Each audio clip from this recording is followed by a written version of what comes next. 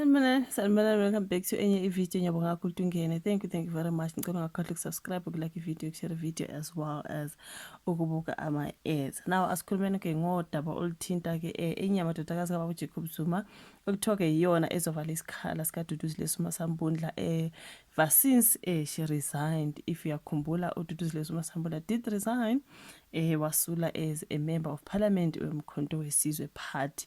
So kuthiwa ke lana kolunye udaba isikhala sakhe sizovalwa ke ngenye amadodakazi kababa uJacob Zuma okhona la esithombeni. Mangabe uyabuka kuthiwa indodakazi yakhe lana uBromelda Zuma.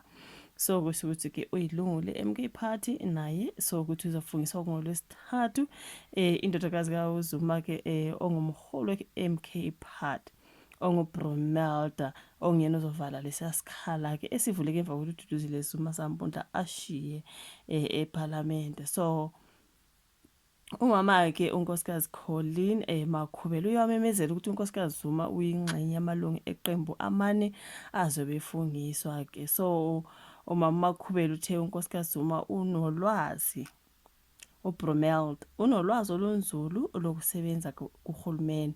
Ngokuthola ke kwephepha unkosikazi Zuma uneziqu ze-public administration azithola e-University of Zululand. Okay, so usebenzele uhulumeni ngokuzikhandla, uyakwazi ukubaluleka kokushaywa kwemithetho ezokwelekelela ekushintsheni impilo zabantu. Lona daba ke lukalosisi ongumntana kababa Zuma ke uzoreplace abani uDuduzile Sibasambundla, as they say. Ukushintshana kwamadodakazi kababa Zuma kushiye imibuzo kwakhona abakhala ngetiye. Okay, so ke ngeke beke ukusola you guys abantu ukuthi how kwaphuma indodakazi kababa Zuma kwangena indodakazi kababa Zuma. You know what I mean?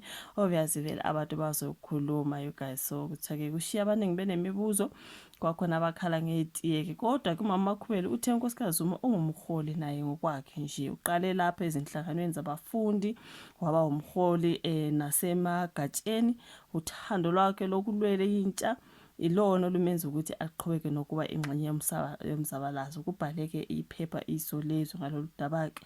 Noma mina nje ngilusummarize, I'm just summarizing because angeke ngifunde yonke into ebhalelana. Okay, ngifunda nje ngiseqa la kumele ngeqe khona. So kuthiwa ke umama Zuma Sambundla uye wasula eParliament, if you do remember, emva kokuthi ke avulele icala lokushushumbisa abalisa abangu-17 bakulele abavaleleke empini ephakathi kwamazwe iRussia neUkraine.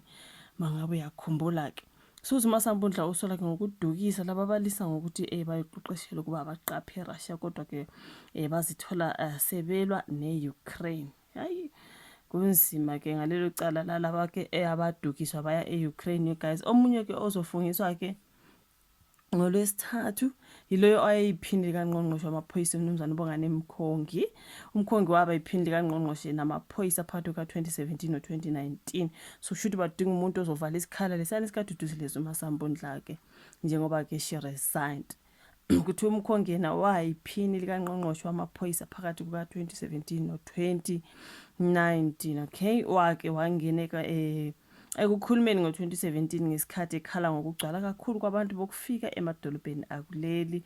UMkhongi waxekwa izinhlangano eziningi okukhona kuzo nenhlangano yamalungelo abantu, i-South African Human Rights Organization maybe, eyamsola ngokuphehla ke udlame olubhekiswe kwabo kufika. UMkhongi akazange abuyiselwe esikhundleni emva ke kokhetho lwango-2019, ushiye kwi-ANC ngonyaka wedlule. Okay, so manje ke ukumkhonto wesizwe. So umama ke uMakhubela uthe uMkhongi uzokuba usizo olukhulu njengoba ke enomlando kwezepolitiki kanye nasezikhundleni ezithile. Uqala ukuba ingxenye yezepolitiki ezinhlanganweni zabafundi, wabuye wadlulela ezinhlanganweni ezidlulela amalungelo abantu abasha. Ngo-2004 waba ngomunye wabantu abasha abafungiswa njengamalungu eParliament. So isikhala okuzongena kuso uMkhongi sivuleke emva kokwesula kwayisikhulu se-Transnet uMnumzane uLucky Montana. uMontana osule ngeledlule bekuvele kukhona ezinye izikhala ezimbili ngaphambi kokusula kwakhe. So which means ulona umndodakazi wabo Zuma uzofila isikhundla sikaDuduzile Zuma, then uMkhongi ufila ke esalowo we-Transnet, as they say allegedly. So ke uMontana lo kuthiwa wasula ngeledlule labe kuvele khona ezinye izikhala ezimpili. So abanye abazofungiswa kuthiwa ngumnumzane uPhumlani Khubukeli nonkosazana Makhosazana Radebe. So yilabo okukhulunywa ngabo kulolu daba ke kuthiwa ke including indodakazi kababa uJacob Zuma ke ozovala isikhala sikaDuduzile Zuma Sambundla washiya abaningi bekhuluma into kanjalo. Okay, that is the matters of MK Party. I tried to summarize lolu daba you guys elubhalelana ngokuthi bebetheke ku title yabo bethe sizovalwa indodakazi kaZuma isikhala sikaDuduzile eParliament. Yona into abakhuluma ngayo basebeke bekhuluma nangalabo abanye ke lo zovala lo isikhala salo wayezikhulu seTransnet nalabo abanye ababili ke ababalwa la ekugcineni. Okay, uPhumlani Khubukeli noNkosazana Radebe. That is the matters ezomkhonto esizwe party njengoba ke ugirl wasula uDuduzile Zuma Sambundla emveni kokuthi esesenkingeni kuthiwa ke usola ngokushushumbisa. Khumbula lelo cala kwalivulelwa ngudadewabo uBonganeni Zuma Mncube. Okay, wavule uDuduzile Zuma Sambundla nabanye ke icala cause kulabo abangu-17 okuthiwa ke balahlelwa le eRussia Ukraine kukhona amalungu akwaZuma laphana. You know what I mean?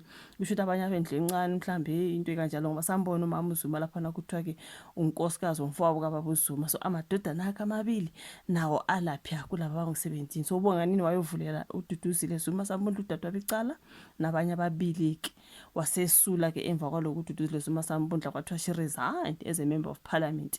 Yingakho ke sokuthiwa ke isikhala sakhe sizovalwa ubani ngulo dadewabo uBrumelda Zuma. So yeah, zona izinto abageza laphana ka MK Party nasekhaya kaZuma. Ngiyabonga kakhulu ukuthi ubuke ivideo ngizothi allegedly ngoba lolu daba nduthatha ephepheni. Isho vola ka comment section, ulike, subscribe, share. Sibonane kwezayo. Bye.